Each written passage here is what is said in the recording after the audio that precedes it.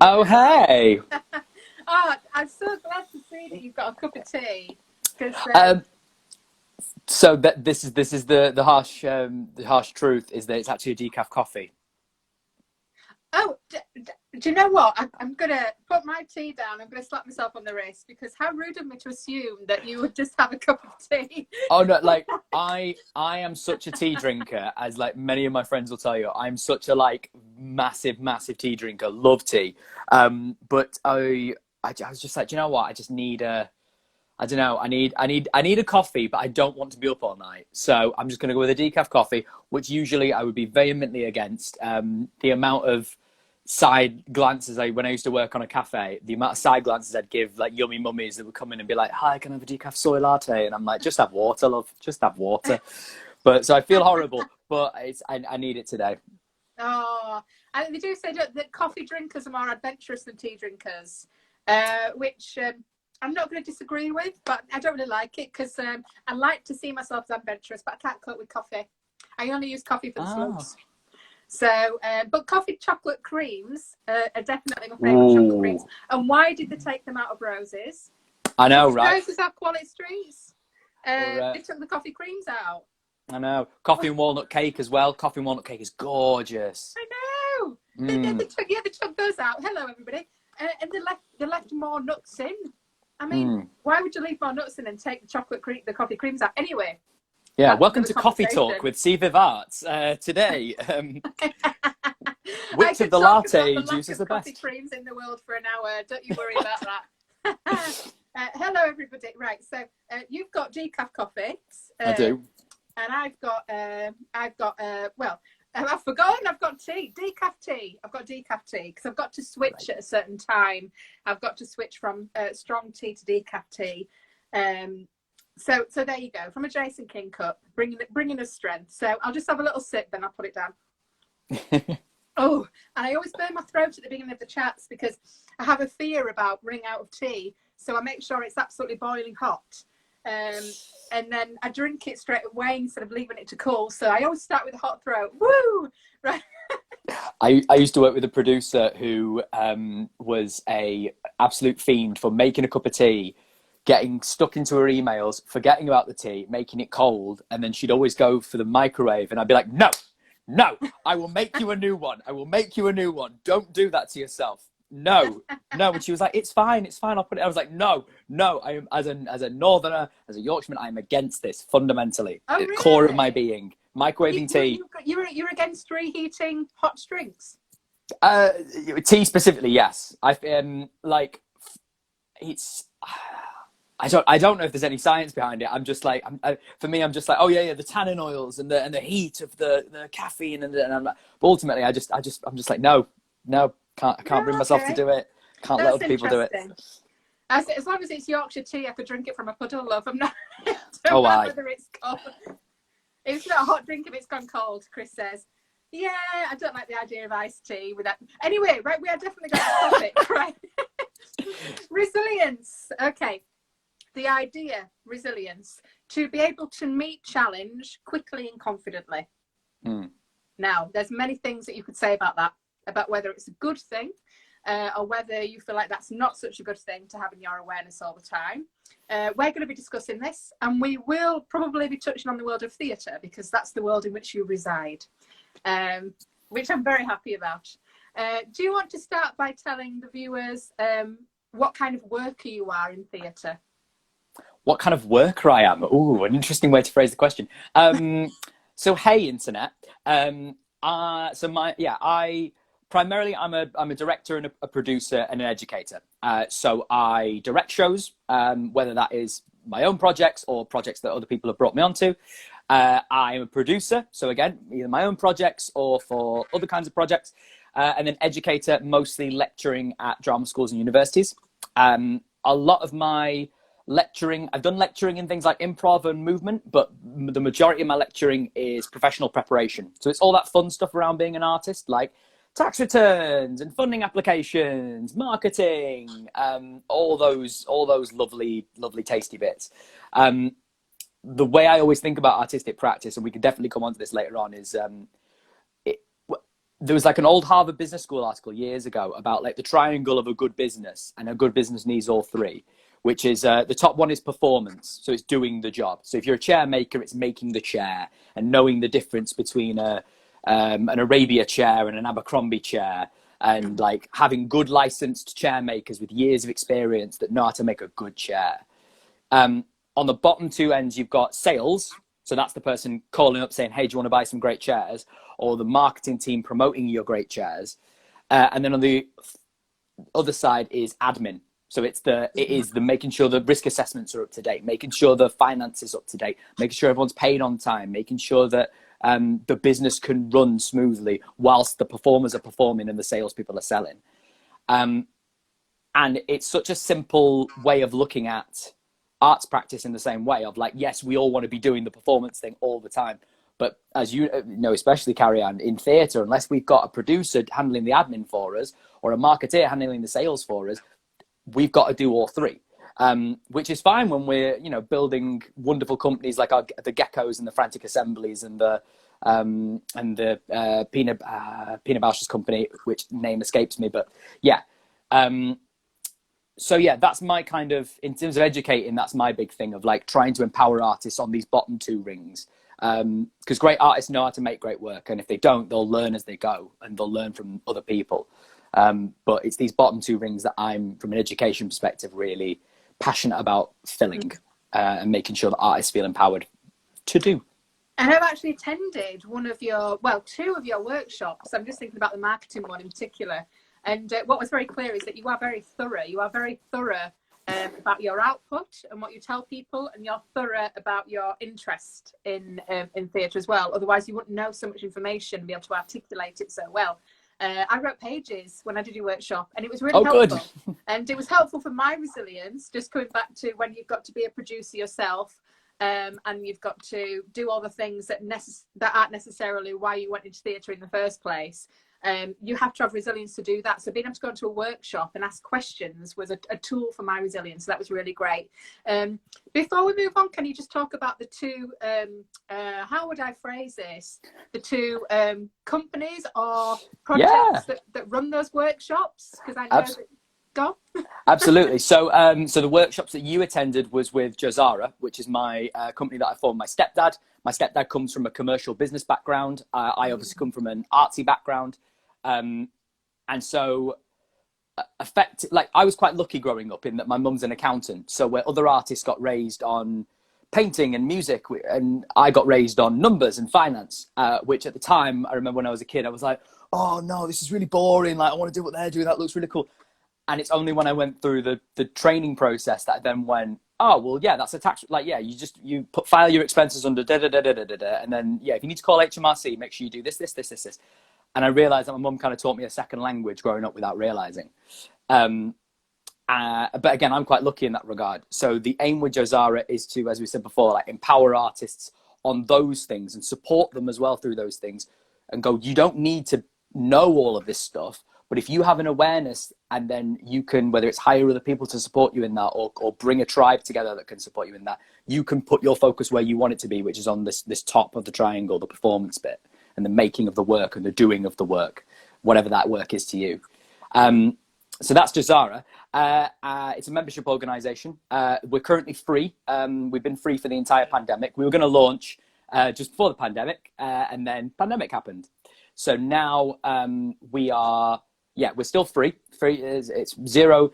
We're doing, we're going to bring back our tax return clinic soon. So we're going to sit down with artists and help with tax returns, and try and prepare artists for making tax digital, which is the HMRC's new initiative that's going to result in quarterly tax returns, which will be great. And everyone's really excited for that, doing a tax return every 3 months. Yeah, so that's Jozara. And then Growth House, which I'm wearing some of the merch for right now. Ooh, we got merch. We do. This is the Mark III hoodie, which is this lovely, like, light grey. And then I don't know if you're able to see the back logo, but... Oh, yeah. Yeah. Oh, wow. The back was designed by the wonderful Chris Finnegan, who's here today, and the front by his brother Matt Finnegan, who is a wonderful, wonderful I mean, bloke in general, he's a great guy, but also a great designer and maker himself. And yeah, the Growth House, it's the best way I can describe the Growth House is we're a socially conscious company. So we're about making work that is representative of people. We believe passionately in the wisdom of young people, I would say, first and foremost. And like our mantra is don't grow up, grow out, which very much embodies this idea of like when you're a kid, you are enthusiastic and you're curious and you want to play. And that's how we try to approach our work, through play and through impulse, through having the curiosity of the child whilst having the respect of an adult, being childlike, not childish. So still respecting the other people in the room, still respecting your collaborators, your people in the room. And as part of that, we launched an initiative during the pandemic, which was Open House, which is our monthly sessions. It's always the last Thursday of every month, 6:30 till usually about 8 o'clock. And they're basically, as the name implies, they're just open talking sessions. They're based on similar models from Andy's Man Club, who do the same thing with men in the north of England, and Men Up North, which is another one, charity based in Sheffield that work with men's mental health. But it's for anyone. It's for anyone of any gender or identification. I've just got to cut in really quickly, Sam. Sorry, just interrupt you, Flo, and say that. Go for it. I joined one of the Growth House open. Did you just call it Open House? Open House, yeah. Growth House Open House, which you will find the Growth House online. And I'll put the details will also be on the CVIVArts website under the online chat stream section, so you can find it. But the Growth House online sort of discussion room for well-being and just speaking your thoughts and active listening and giving people a platform to be able to voice what they need to voice.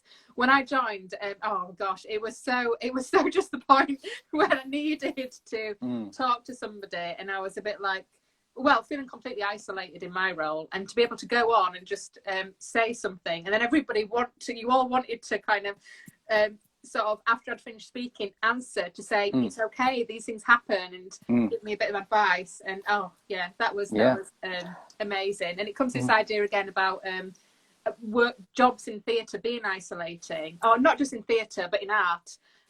And the more that you communicate and talk and act as a community, the more the more the shackles come off, and you realise that you're actually doing things okay, and this is all an experimentation, and it's nice. Absolutely.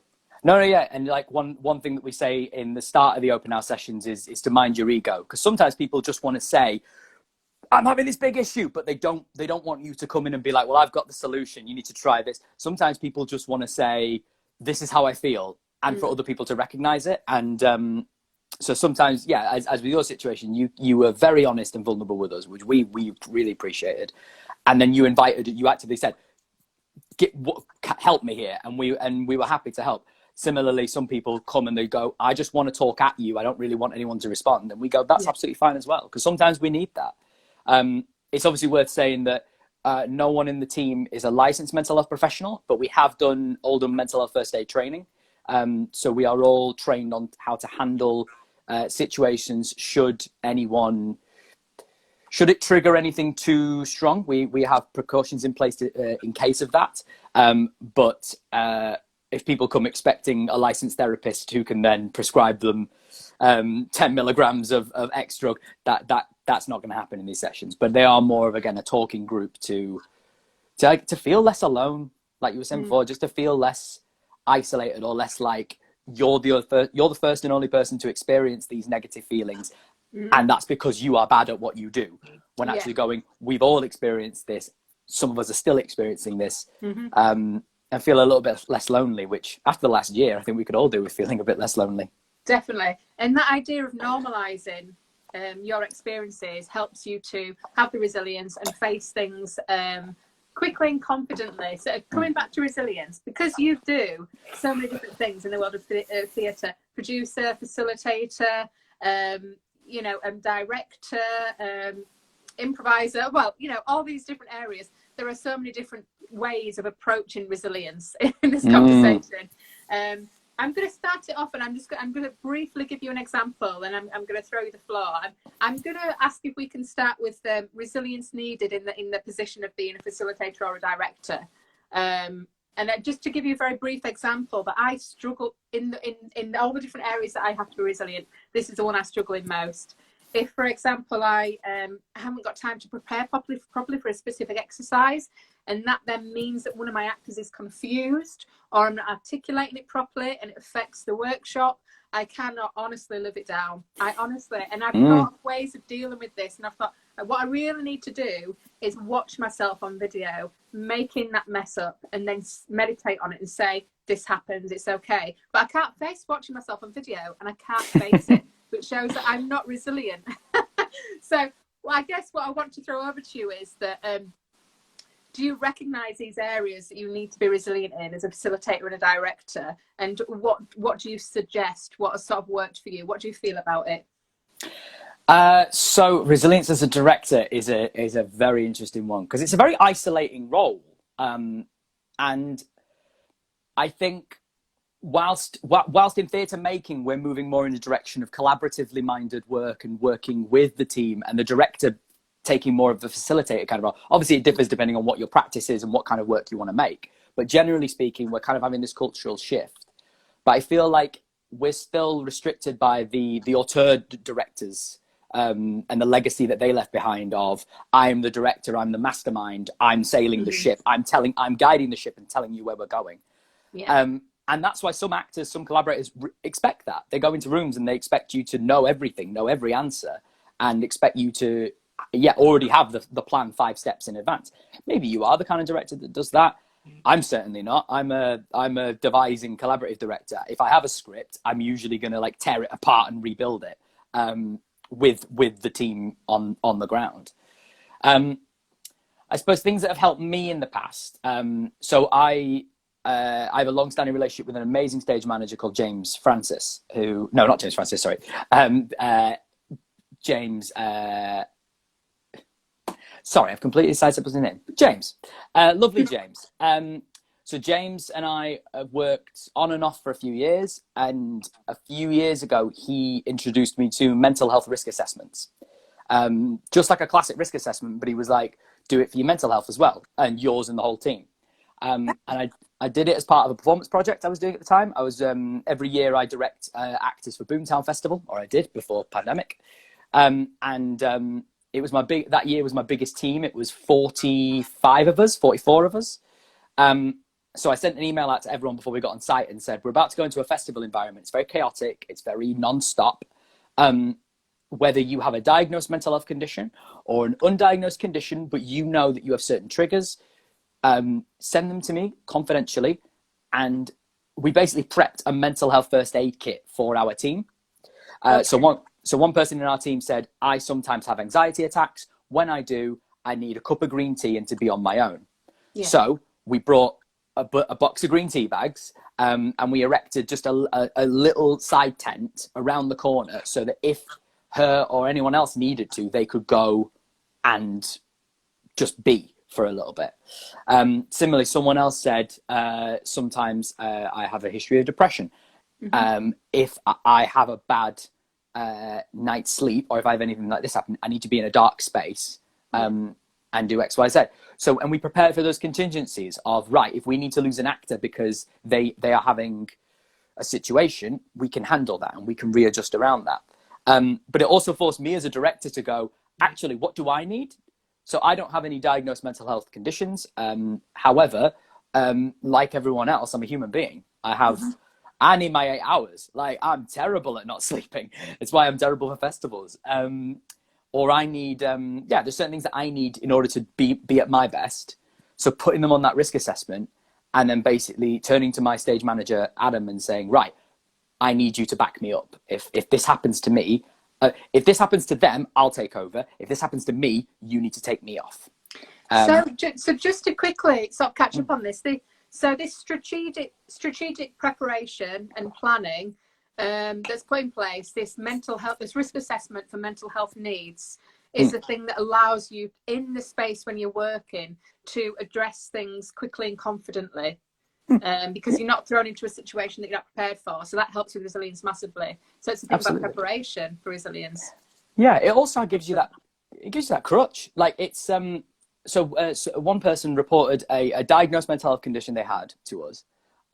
They didn't have any issues the entire weekend, but they said part of that was because I knew that if I did, you'd have my back.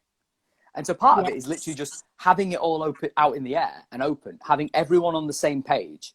Now, granted, of course, sometimes people don't want to disclose things to an entire working team, and quite rightly, they shouldn't have to. But if they can confide in, whether it's you as the director or the producer, and then you trust that producer to handle that situation. Whether it's, I know obviously intimacy coordinators and fight directors are becoming more and more prevalent in the industry now. If it's them that they confide in, or a dramaturg, but someone else who they know then that should anything happen, they've got your back, or someone has their back. And as you said, it's that awareness that helps build the resilience. Part of the thing that we have to build resilience against is sometimes the unknown. It's that, I can't remember who said it, but it's that classic thing of like, you've got your known knowns, your known unknowns, your unknown knowns, and your unknown unknowns. I think this was used to invade Iraq. I might be in America. I think it was Dick Cheney that said this, or someone else. But effectively, yeah, it's like you make your grid, and you've got your known knowns, the thing that you know that you know. You've got your known unknowns, things you know that you don't know. Things, your unknown knowns, things that you don't know that you know, because you forgot that you know that. But then when the context arrives, you know how to handle a situation. And then the unknown unknowns, the things that you don't know that you don't know. And if you can pull something out from an unknown unknown into a known, you're in the best position to handle something. Thank you. Just going from what you've said, there's two things that's coming up for me. One is the relationship between exposing yourself and vulnerability and resilience, which I'm particularly interested in, that you mentioned. And one is your collaborative approach and resilience. Do you think that because you take a collaborative approach, and people know that allows them to feel more comfortable with giving you information that can help you help them? Absolutely, yeah. It's my collaborative approach because it is listening focused. I think it's also just my natural demeanor. I'm quite a positive person. I'm quite a chirpy person. But when stuff gets serious, I know when to drop into myself and go, okay, like this is a situation and we need to handle it. So some people feel that they can confide in me because of just my natural part as a person.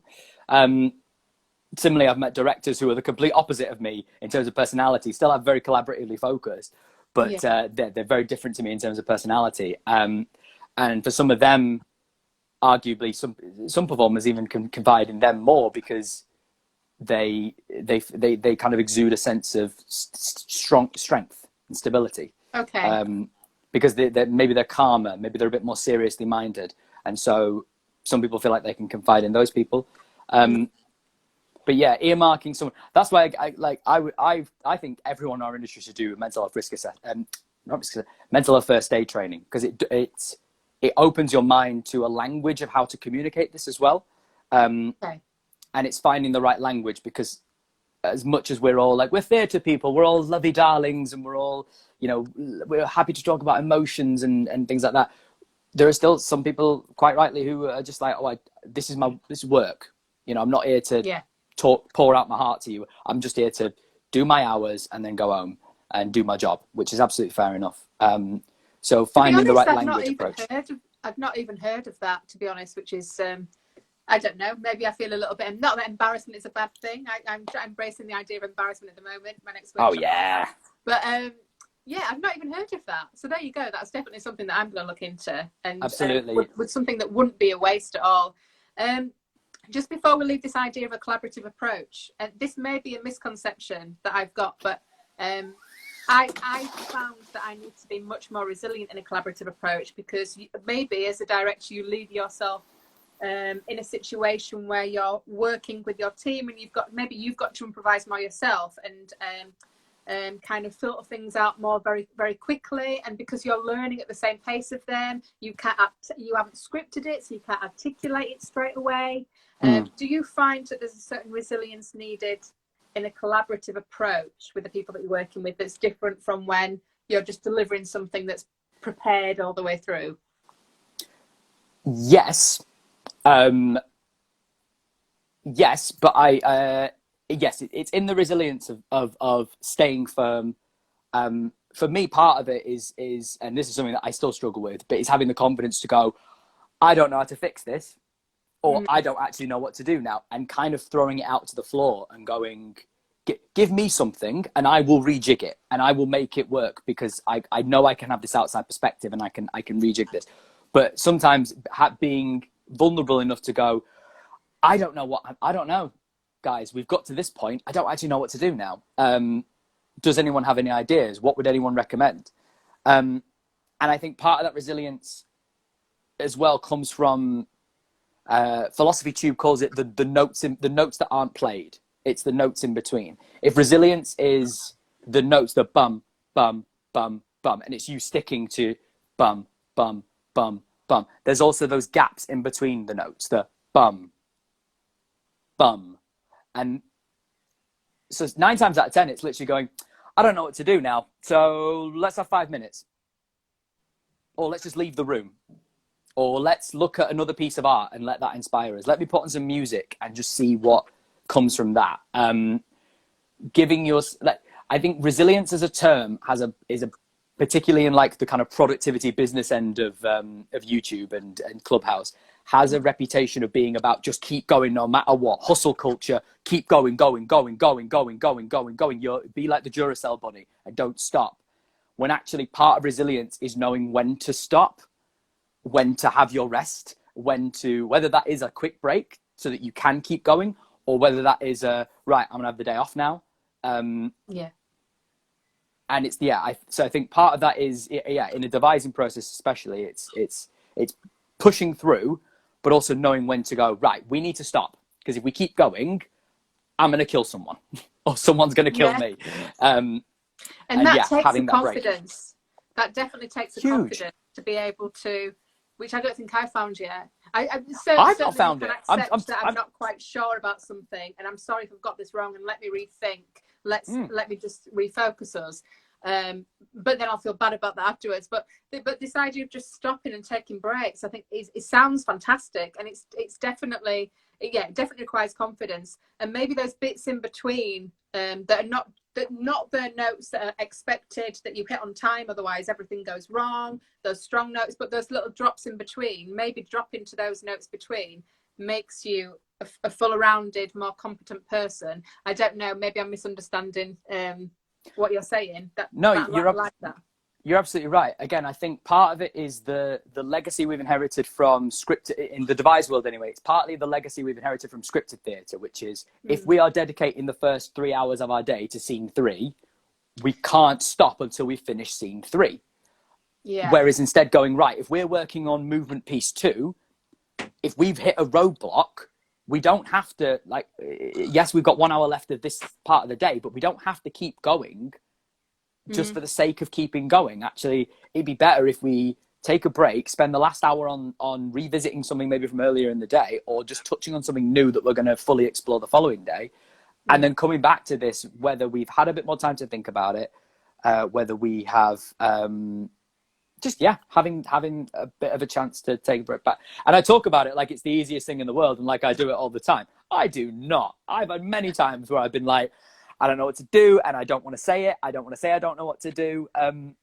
But what's nice about having Chris and Peter at the Growth House is that Chris and Peter now know me well enough that they catch me when that's happening, and they'll go, do you want me to take the lead for a second? And I'll go, great. You take the lead, and I'll stand on the outside, and then maybe Chris will play around with something, and maybe Chris is making it up as he goes along, or Chris has actually had an idea and he's playing with something, and then there'll just be a moment when he knows, he'll look at me and I'll look at him and I'll be like, right, here's what we're going to do. We're going to move that over here. We're going to move that here. We're going to change that line to that. And then can we try that song from earlier? Right, let's bring that in now. And you three are like the triangle of business that you mentioned before. We very much are. I love that. But what's coming across is a massive trust, like especially with the time pressure of making art or making a production. Oh my God. And you're going, we haven't done rehearsals, we haven't done this, we're supposed to have done this by now, this is going to be a work in progress piece instead of a finished piece. You know, the time pressure is crazy, but that trust, the trust that, you know, that you're allowing to just take a break or allow somebody else to take over, or trust that everything's going to be okay, and trust the people that you're working with.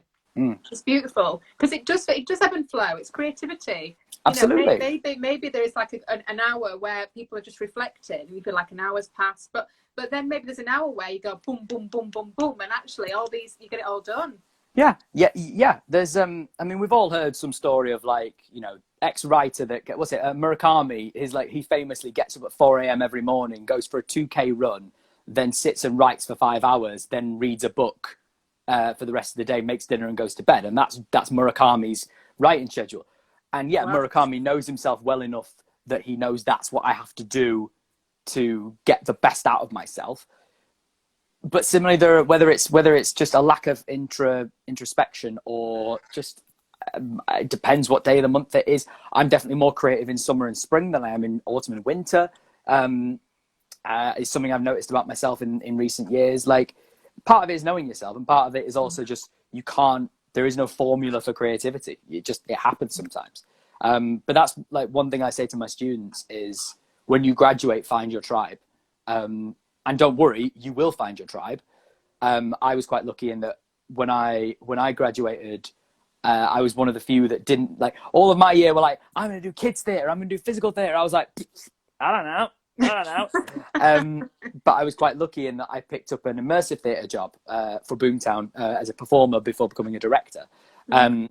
And then from there, I got indoctrinated into the world of immersive theatre, which is very collaborative. It's very live. You're very much like, we've got a structure, but if an audience member if you give an audience member A or B and they pick D, you've got to improvise with that. Okay. And so I learned very quickly to trust my partners in a space. And yeah, I think you find your tribe, and you find that synthesis with other people and that trust. But it just takes time.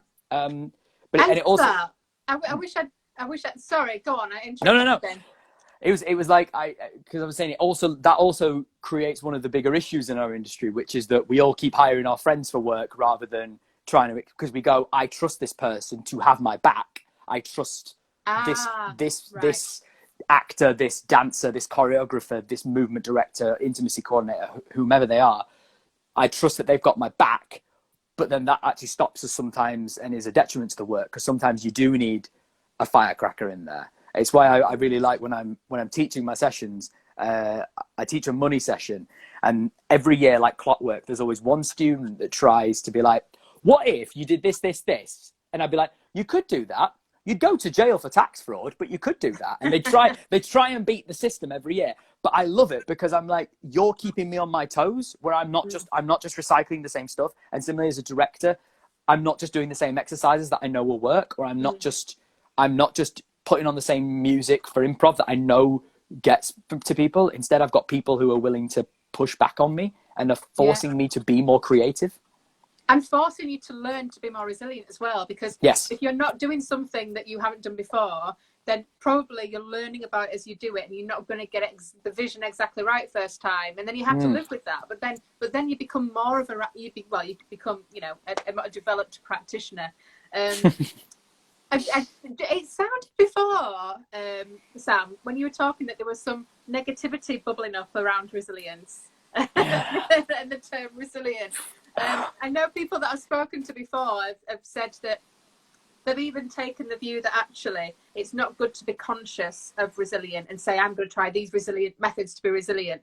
It's just about, it's just about searching for yourself, or searching to find your art. And then you reflect back and go, oh, look, hey, there, I was resilient last week.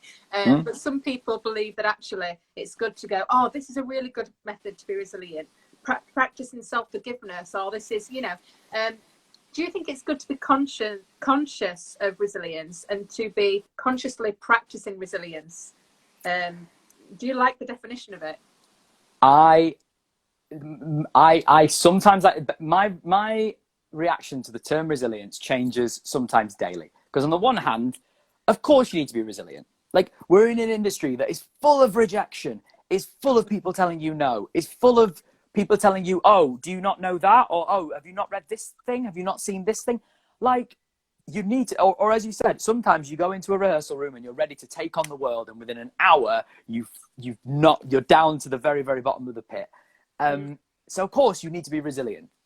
However, I'm very conscious that the term resilience has can sometimes be used to scapegoat the individual rather than examine the systemic issues that we have as an industry and as a culture. To go, it's your fault for not being resilient.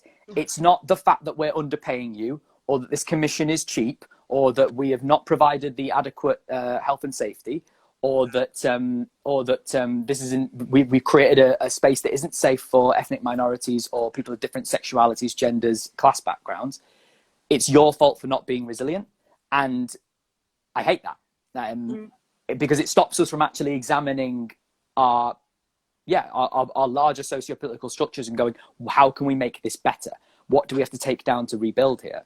It is also because, again, I spend a lot of time on on productivity side of YouTube and the business sides of YouTube and Twitter and Clubhouse especially, and certain parts of Instagram as well, where it is very resilience is equated to hustle culture. And it's all about the hustle, man. I get up every day at 6 a.m. and I hustle. And that's why I'm a millionaire at 25 and have a helicopter. And if you're not happy, it's your fault for not being resilient enough to get up. And the kind of toxic hustle culture that is developing out of entrepreneurship and is seeping into the creative industries. Even though we're not in that entrepreneurial word, we are effectively entrepreneurs. We run our own businesses. We are our own businesses. So that's when I think, like a lot of things, it is about moderation of it's good to be resilient, but if you push that term too far, or if you constantly use that, it becomes a scapegoat term, and actually it stops you from examining to going, actually, no, I don't need to be more resilient. I need a day off, or I don't need to be more resilient. I need to up my day rate. Yeah. And fitting around that. Sorry, just to briefly interrupt. Just to say that about 5 minutes ago in conversation, I had images of Richard Branson and Margaret Thatcher floating around my head, which is probably why I'm scowling a little bit. Not to get political. It's that thing of asking people questions as well. And I, working in secondary schools, apart from the posters that are be resilient and all this kind of stuff, the questions to students that I've heard: are you resilient? The climate, and those images of climbing a mountain quickly or climbing slowly and all that kind of stuff. Just asking people a question: are you resilient? It feels like there's an expectation for me for somebody to be somewhere at a certain point. Well, we're not all going to be at the same place at the same pace, because that's just not how it works. I don't know if you've experienced that as well, like this idea that this feeling that people are supposed to, there's an expectation of people around. I think you've been talking about this actually. Maybe Margaret Thatcher was dulling my senses a little bit. Thatcher's always there, lingering, watching, waiting. But as you say, there's an expectation around it, isn't there? Which is unhelpful. Yeah, massively. And again, it's one of those annoying things that I don't want to criticize it too much, because it is, it is positive in some ways. The whole marathon, not a sprint idea of yes, it is about being resilient and sticking to it. When I'm teaching, I say to my students, 5 years. It takes in most creative, the rule for most creative businesses, when it comes to graphic design or street art or something like a tattoo artist, it's 3 years. In the performing arts, it's 5 years. And that's just based on data that data from the stage and from other equity and other sources of from them. It's when someone joins, it's within 5 years that the majority leave. But also just from personal experience, it took 5 years for me to build a network that I get reliable sources of work from, or that I get enough emails a day going, can you do this job? You were recommended by so-and-so. So is that 5 years to feel involved in the industry or respected in the industry? Yeah, 5 years to kind of this, 5 years to this semi-established level of maybe you're not earning enough that you can quit all your side hustles, but you're earning enough that you feel valued and that you feel okay, I could keep going. And then within some amount of time after that, it's also 5 years just for people to know who you are, to get chatting about you, and whether they've seen you in a show or they, again, heard about you from a friend. I tell my students 5 years. And part of that is, again, based on personal experience. Part of that is based on data. Part of that is just giving them a place to aim for, of if they go, right, 5 years. And within those 5 years, some of them will decide it's not for me. And that's not because they weren't resilient enough. That's because they've decided, actually, I liked doing this at Amdram, but I don't really like doing it as a career. I want to be an estate agent, or I want to be an interior designer. When you communicate this to your students, that sounds real. I mean, I wish I'd had that kind of realistic kind of output from my lecturers, where I did get some good information.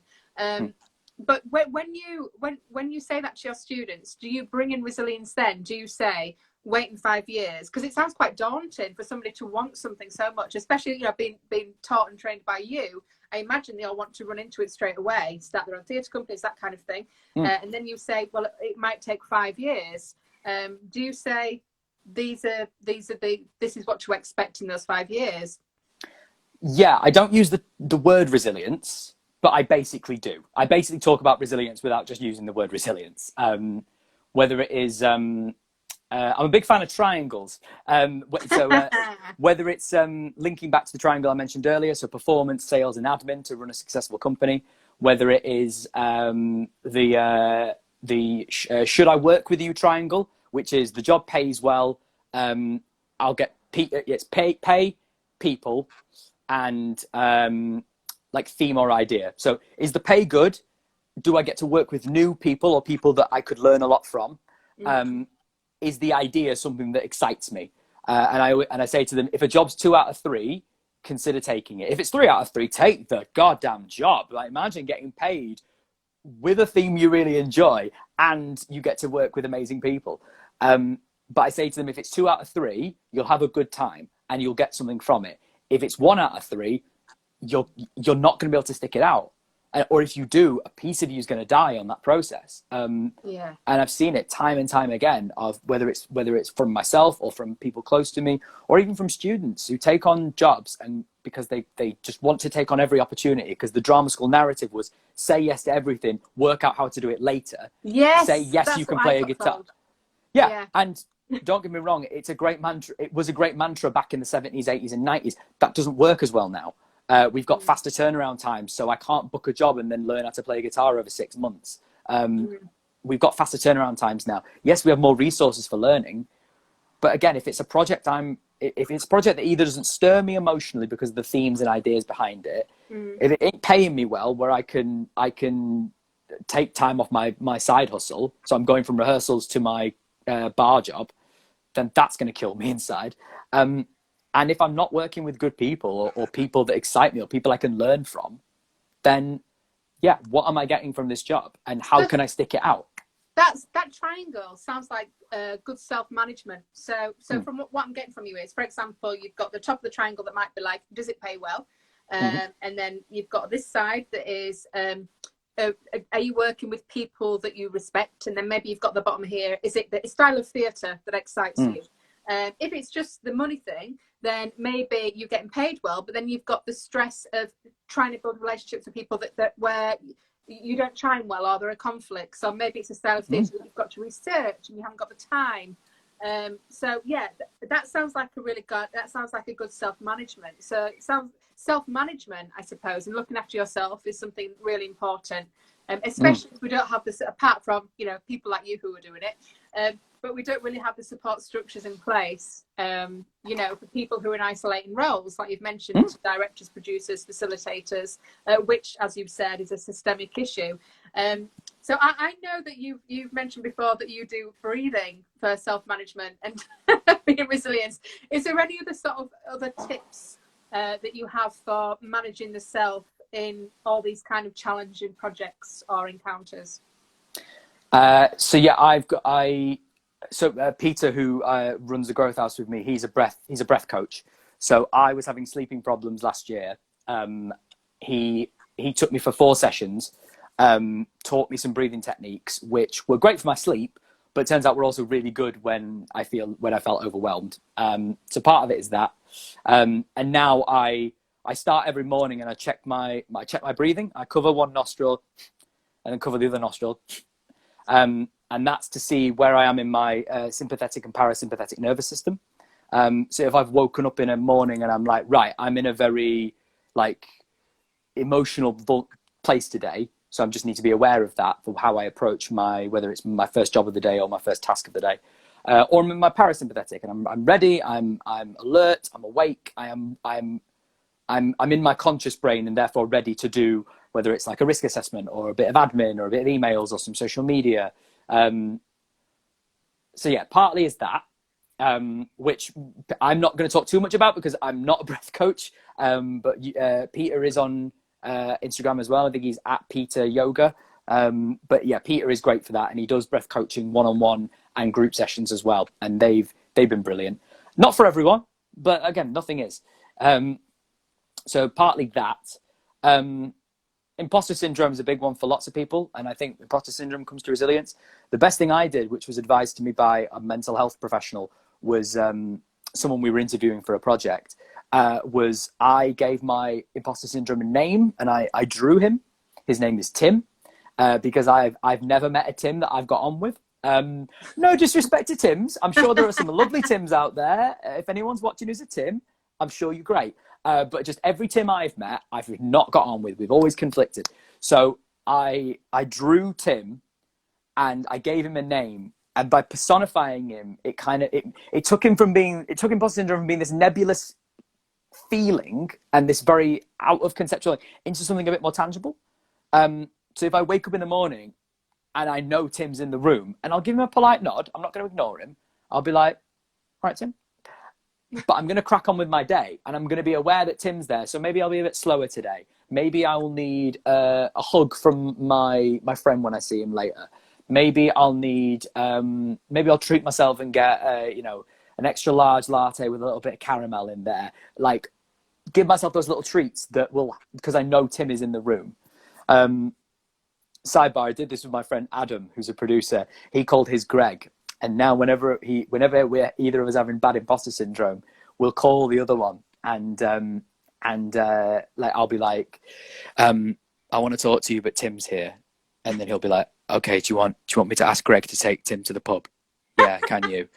And then Tim and Greg will go to the pub, and then Adam and I can be really vulnerable and honest with each other about, look, I'm having a really bad day today, or look, I'm really struggling with this today, and I just don't want to stick. I want to give up, or I want to stop. I love that because it's playful and it's humorous, which I know that humor is really important to you as well. But that sounds to me like this objectifying of your defeating self. So when you mentioned the ego, that's lovely. That's lovely. Yeah, I've heard of that before. I might try that. And the breathing thing as well. One of my actors mentions that. Like, if we do a breathing exercise, she goes, "Oh, now we're waking up the para, whatever." I'm like, that's very interesting, Carol. Really must look into it. I'll have to get in touch with your friend. Please do. What all this science is behind it. Speaking of science, you have been doing a science course. I have, and I love it. You knew I was going to mention this because I heard you talk about it. No, I'm glad you did, because I forgot. So I would have mentioned it then, and I forgot to bring it up. Yes, so I've been doing the Science of Wellbeing. It's an online course with the University of Yale in America. That Yale. Basically, they come up with this course, and then when the pandemic hit, they decided to make it a free online course because they were like, people need this right now. And it literally is the science of well-being. It's the psychology of currently the most recent study they use is from 2018. So it's very recent stuff. And it literally is the science of well-being, the neurology, the psychology, the sociological factors behind it, around well-being, happiness, what is happiness. Some of it falls into your nan's Instagram posts of things like money doesn't make you happy, friends make you happy. Some of it does fall into that, and I'll be fully upfront about it. But it gives you lots of tips and tricks and lots of good evidence that fits into that. So one of the things that it did for me was it taught me my signature strengths. So you do this this quiz thing, and it tells you what are your signature strengths. What are the things that naturally as a person are strengths that you have. And basically one of the studies they ran was they got a bunch of workers in a factory to do this quiz to find their signature strengths. And then they got them to chart their happiness over 1 year. And they found that the ones who were least happy were the ones that were basically not using their strengths. So maybe they were working in an admin role, and one of their strengths was creativity. But in an admin role, it's very much, here is the paperwork, sign the paperwork, send off the paperwork. So they weren't using that creativity.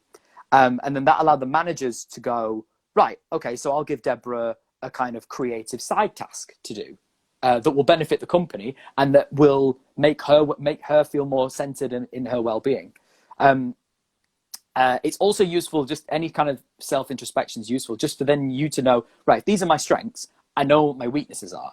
So I know I need to hire a producer who can offset this weakness I have. Or I can hire a dramaturg or an actor who can complement my strength and take on my weakness.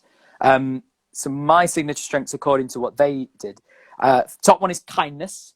So doing favors and good deeds for others, helping them, taking care of them. I'm very paternal. Humor. So liking to laugh and to tease, to bring smiles to other people and seeing the light side. Making, but not necessarily telling jokes. So not like having your scripted jokes in ready for the rehearsal, but like, you know how to make a funny out of a passing comment. My third one is a love of learning. So that's mastering new skills, topics, and bodies of language. So specifically mastering something. So you're already good at something, but going, I want to become a master at that. I want to be able to do that at a moment's notice because someone's asked me to do it. Which is contrasted to curiosity, which is taking an interest in ongoing experience for its own sake. So finding new subjects fascinating, being like, oh, I've never heard of this fish, and now I want to learn everything about this fish that I've never heard of, or this myth, or this random aspect of our society, which I think is one of the reasons why I work in theatre. And then the last one is social intelligence, so being aware of the motives and feelings of others and oneself. So I'm quite lucky in that working as a director and a theatre maker fits in with a lot of these strengths, which is great. And that's not to say that you need these kind of strengths in order to be a theatre maker. Absolutely not. As I said before, I know theatre makers that are the complete opposite of this, but they're really great at what they do because maybe some of their strengths is they're meticulous. Yeah. They are focused, which is one of my weaknesses. I've got kindness and humour, so my energy's up here.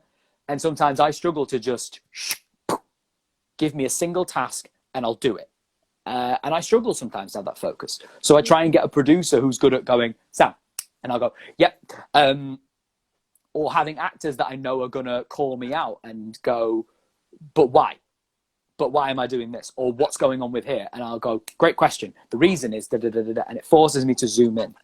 And I can imagine, just quickly, Sam, I can imagine that it's difficult to remember your strengths. Of course, if you've got all these strengths and you're aware of them, it's much easier to go, I don't mind not still learning about this. I don't mind not being meticulous because I've got all these other things. But maybe it's easy to forget your strengths. So similar to your ego, Tim, do you make sure that you're always nodding your head to your strengths, or that you are kind of objectifying those and aware of them? Yeah, I've got them written, and I've stuck them on my wall next to my bed. And just that way, if because sometimes it is like I'm in the middle of a day and I'm like, something's wrong. I don't what's wrong, and I'll look at my thing and I'll go, okay, I need to, I haven't fed my social intelligence in a while, so I'm going to call my friend. Or I haven't fed my kindness in a while, so I'm going to make dinner tonight. And just sticking them on a wall, sticking them in the front page of a notebook or a script. Having them as a little like nod and reminder. It's the same as like you hear about people that write inspirational quotes and then stick them on their bathroom mirror. So when they wake up in the morning and they look at the mirror, they also see like, today is the day you will conquer, like whatever the quote is, like, you know, insert inspirational quote here. But it's the exact same equivalent of that, but just doing it a bit more specific to me and what my needs are and what works best for me. That's such a good idea. Do you know, instantly when you said that, I felt like I could imagine myself having a better day from that kind of method. So humour is also important to me as well. And I'm not saying that Laurel and Hardy, but I have had people laugh in the past. So just for the sake of this conversation, I'm going to say that I'm all right at that. So imagine if I had that on my wall, quite good at bringing light or quite good at bringing laughter into a conversation. If I wanted to feel good about myself, I just imagined myself in the house, but maybe nobody's here. Then I go outside and I say something humorous to the non-existent cat who's just pooped into my soil. It doesn't matter. But if I make a joke out of the poo, but actually, I made a video about slugs the other day because it was really annoying me. I thought, I can't swear at a slug. It doesn't care. You can stand there and go, and say all the words under the sun. That the slug's not going to bite back. And I'm still stuck with slugs and slug slime. So I made a stupid funny little video about it. Great. And that made me feel so much better. So, this idea that you're talking about is practice it and enjoy it, those sides of yourself. I love that. I love it. And they also don't have to exist in isolation. So again, I used the example earlier of a love of learning. So yes, I could go, right, I'm feeling a bit iffy, so I'm going to watch some YouTube videos about the myth of Heracles, just to learn about that, which would be great. Or I could call up a friend and go, hey, tell me about your day, but just be like extra specific on, right, no, hold on, because I don't work where you work. Like, how does that work? Or who's the manager? And learning about them. Because that links back to what we were saying earlier about finding your tribe, knowing that you are not alone and knowing that you have people you can lean on. And sometimes that does mean bearing your soul to a friend or someone you can be vulnerable with. Sometimes it's, I don't want to bare my soul to you. I'm not I don't need a therapist right now. I need a friend. So tell me about your day and I'll make some jokes. And then that's me feeding my humor. Or, oh, I know it's not your birthday, but I saw this in a shop and I bought it for you. So next time I see you, remind me to give it to you. And then that also brightens their day. It makes them go, oh, thank you for calling. Thank you for buying me that. It's not just feeding your strengths to keep yourself high and on top of things, but it's the output as well. So it's the positive effect that you have on other people, and it's that networking of positive effects that keeps things going, and perhaps goes against the negativity that runs in the systemic, industry that you've mentioned already. I don't know whether to touch upon vulnerability a little bit and exposure and resilience and the relationship between. Okay, so I think I am going to.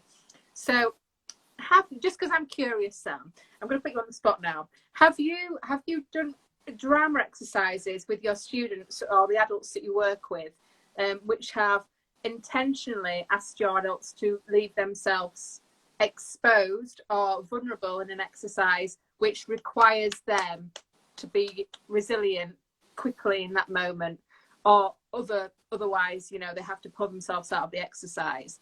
Is practicing of resilience in exercise important, and have you done that before? I'm trying to think of a good example. What is a good example? Okay, yeah. So part of the teaching I did in professional preparation was I did a session about casting. I've never worked as a casting director. I've never worked as a casting assistant. Only casting my own projects. But I've got friends who are casting directors, and I said, right, I'm going to do this exercise. The exercise started with, I gave them all sheets of paper, and I basically broke them down very objectively. It was just simple things like height, weight, like how would you describe your physical appearance? What are 3 archetypes that you visually look like? Doesn't matter about performance. Visually, how do you look? I basically got them to break themselves down objectively. And then what was going to happen was they were all going to fold up their sheets, put them in a hat. I was going to pull them out randomly, read out the description, and then say, right, don't guess who it is yet. Instead, who would you cast this person as? So if it was like young, female, short, petite, couldn't play damsel in distress, and then I pull it out, and then I read that out, and then someone goes, oh, they could play Juliet in Romeo and Juliet, or they could play Princess Peach in a film adaptation of Super Mario Bros. Whatever that looked like. And I had a student who was clearly getting agitated. So I approached them and I said, you okay? And they were like, yeah, I'm fine. But they didn't look at me. They were just like, yeah, I'm fine. About two minutes later, they stormed out of the room. Okay. Because they didn't like having to look at themselves and be objectively honest, and the idea of being criticized for parts of themselves that they cannot help. They could not help their height, they could not help their weight, because it's biology and it's natural. And they struggle with that. They really struggle with that. I paused the class, I went and spoke to them, because strangely enough, the next part I was going to lead on to was the idea that this is the first stage of casting, and actually as you get further into casting, the decision is taking away. The basic idea was, in casting, the decision isn't yours. And there's no point in lamenting on castings and going, oh, if I'd done this, I could have got the role. Because 9 times out of 10, it's based on factors that have nothing to do with what your performance was. Sometimes literally even to which point in the day you were seen. I think there was a study in the stage recently that said, if you're seen before 12, you're more likely to get cast in a role than if you're seen after 12. So just simple things like that. But the idea of that really affected that student. And it sucked. I felt horrible for being the one who put them in that position. After a discussion, they were okay. And we were able to, we were able to deal with the immediate. And then after I handed over to their module year coordinator, who was able to help the long-term easing of that. But it sounds like, just going quickly, it sounds like that kind of lesson, which might have been learned by that student, and they might have been put in a situation where they've had to learn that. They've now learned it in a more nurturing or safe environment. So that's a really nice example. And I've not thought of resilience in an exercise in that way before. The resilience of having to look at how other people see you and look at yourself and having to describe yourself. But actually, I guess people are probably more self-critical than they are critical of other people. Massively. Yeah, and being critical is something that, as we know, runs through the arts industry anyway, because we try and pull away. Sometimes we're taught to, maybe this is a systemic thing as well, just to touch upon this, that we're kind of, maybe, I don't know if I'm using the right word, subconsciously, it's kind of fed to us to criticize our work and criticize other people's when we first go into the industry, like mine needs to be better than that, or I can't enjoy that because it's not my style, or that kind of thing, which is so destructive and so horrible.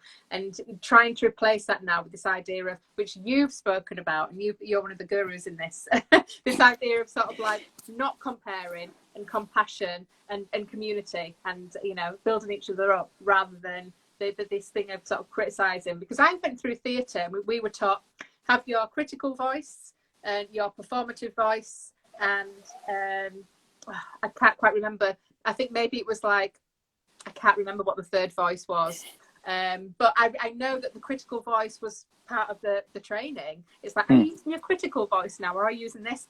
And now, if I reflect back, this idea of being told to use your critical voice was probably not a useful thing. And it's this thing around language as well. And just to say really quickly, sorry, I don't mean to take over, I met my friend the other day who's a theatre practitioner. He's my mentor in theatre. He's fantastic. Amazing. And he's replaced the word busy with scheduling, because when he's saying busy, I'm busy, he used to get really stressed, and now he does not say the word busy, he says the word scheduling. It's like, I'm getting more done and I've got more time for myself. I'm like, what? By just replacing the word. Yeah. So there's this thing around language, isn't there? It's there's a thing in neurolinguistic programming called the meta model of language, which is literally about the meaning of words, and then the meaning of words. Like, yes, you have the dictionary definition of a word, but every word carries with it connotations and carries with it history. And whether that is, like, again, you get it with swear words all the time. Sometimes you say swear words in front of some people and they scoff. Sometimes you say swear words in front of other people and they love it. Because those words carry those different things for them. And so sometimes it is literally as simple as replacing your vocabulary. A few years ago, I did this as a joke and I didn't realize the positive effect it had on me. But right, when you're a bit tired and like you maybe you're picking something up, or you're standing up and your body's a bit stiff and you're like, oh, Nelly, oh, or you're just like, oh. As a joke, I started like, in that situation, I started standing up and I'd be like, stiff body, and I'd be like, oh, Nelly Furtado. And I did it as a joke. Then it kind of seeped into my idiolect, and now it's like rooted in my brain, so I can't get rid of it now. I do it automatically without thinking about it. But actually, it makes me smile because I kind of, again, I'm uncomfortable, I'm stiff, maybe I'm hungover, maybe I'm just tired, I'm achy from a day of physical training, and I'm standing up and I'm in a bit of pain or I'm in a bit of like discomfort, and just the act of going, oh, Nelly Furtado. And whether I recognize it and I chuckle to myself, or someone else goes, what, Nelly Furtado, I'm like a bird. And I'm like, yes, Nelly Furtado, I'm like a bird. Just having that little thing for me, and that like, little chuckle just for me. And that works for me, but it won't work for other people. It's, you know, the current young generation won't even know who Nelly Furtado is. So I've got to say, I was going to ask you, until you said fly like a bird, I was trying to place it in the, you know, in the box of frogs of my mind. Did you not know who Nelly Furtado was? I can't remember anything. Oh, I'm not going to remember I'm Nelly like Furtado. a bird, I only fly away. She also did many to make you work more, make you sweat more, make you hurt more. Oh no. So many great Nelly Furtado tunes. Oh, but yeah, so it's like association of humour, of easing and the medicine for a situation when you're in pain. So whenever you say it, then the humour, you bring the humour back, and then yeah, there's a resolve for you. Oh, that's lovely. That's really nice. Yeah. Do you know what? Blimey, I'm going to be honest, Sam. I don't even feel like we've touched upon the thing. We've only come up on the fringe of scratch the surface. Yeah. We've only just come up on the fringe of resilience, and we're like way out of time. Oh wait. I thought you were going to. Oh wow, yeah. Yeah, I'm just going to say, like, to anybody who's watching that, who's still on and wants to ask something, I'll say something. Please type it in now. You may not want to. That's fine. I'm going to say, if you go to the CVIVArts website, you will be able to see all of the information for the different projects that Sam runs. Sam Dunstan is also on social media. He's really prevalent on social media. He's doing so many projects, so much good work. I'm a loudmouth on Twitter. I'm a very big loudmouth on Twitter. I know, I've noticed. It's really nice that your dad's old suits are fitting you well, by the way. Oh, I was so chuffed with that. You've no idea, because I all my good suits, I thought I'd lost them, and then discovering these suits that I've not worn for 10 years and putting them on and going, why does this fit me better now? Why what? I wasn't a large. I mean, I was a bit big, but I wasn't a large child. Why does this look good on me now? Yeah, I'm going to take some of them to get tailored next week. I'm very much looking forward to it. Oh, lift up and tuck. Oh, very nice. Well, I want to look nice and suave for when the world reopens, you know, which could be in a few weeks, could be in a few months. When you're at that theatre bar again, when you're at that theatre bar on the night of the first show of your next production. So, which brings me to it. In the last minute, could you please talk about what you're doing now and how people can come to your what work people can come to? What am I doing now? For those in Doncaster and South Yorkshire, I am working with East Street Arts to set up a new centralised art space in Doncaster. It's going to be very exciting. Something to kind of bring the artistic community in the area together as a physical space, but also as a resource sharing and a way for us to share practice and share knowledge, which will be very exciting. In terms of Jazara, we've got some amazing workshops coming up, including an interview with a lovely woman named Helen, who is both an actor and a mental health psychiatrist. So we're going to be doing an interview about post-lockdown as an actor and theatre artist. What are the things we should be aware of and what should we prepare ourselves for? And she'll be taking questions for the majority of that, which will be amazing, as well as lots of other sessions like the fundamentals of fundraising, how to say no, and knowing when to say no in a particular situation. And then a session called Swat That Pest, which is all going to be about, similar to what we've discussed today, about self-reflection and going, what are my strengths? What are my weaknesses? What do I need to balance myself in a creative context? And what do I need from my collaborators around me? And what is the socio-economic context I'm making work in, so that the projects that you're working in resonate, whether it's with the local community or resonate in some way. So that's Jazara stuff. Growth House stuff. We've got our open houses last Thursday of every month. So the next one is on the 24th of June, 6:30 to 8 o'clock. And as I said, it's just an open chatty space. Sometimes we just chat about films and Power Rangers, and and sometimes we'll talk about cancel culture and imposter syndrome, and the session could go anywhere, but it is a space for people to just say what's on their mind. And if they want advice, great. If they don't, if you just want to be witnessed, also absolutely. We've got some workshops coming Fantastic. soon. Too much. I'm doing too much is the answer. But yeah, we've got some workshops soon at the Growth House called Playhouse, which we'll be announcing very soon. And then performance-wise, working on a performance project, Manhood Project, which is about men's mental health in the north of England. Right now, what it's like for men right now growing up in the north of England. So it touches on toxic and positive masculinity, male suicide, vulnerability, loneliness, and all that good stuff. That sounds incredible. Well, I know now why you need breathing exercises, Sam. So, like I said to everybody, CVIVArts website, live chats. If you go to that section, you will see the link. There are links there to the Growth House and Jazara, so you can find out about all these incredible workshops and everything that he's doing. I will certainly be involved in some of them in the future. Sam, thank you so much. You're always welcome, mate. Always welcome. It was amazing. Thank you for having me. Oh, thank you. I'm rushing a little bit because it's just told me that I'm running out of battery. Yeah, this will be on YouTube later on for people that want to watch it on YouTube. And oh no, guitar and I thought somebody had just joined. We were saying goodbye. Actually, they're giving us hearts. Thank you very much. Hearts. Thank you, Lance. Mwah. I hope everybody has a slug-free, decaf coffee-free evening if that's what they want. Otherwise, hopefully everybody's paths will cross soon, and I bid you all a fantastic evening. Have a good night. Thanks, Carrie Ann. Bye bye.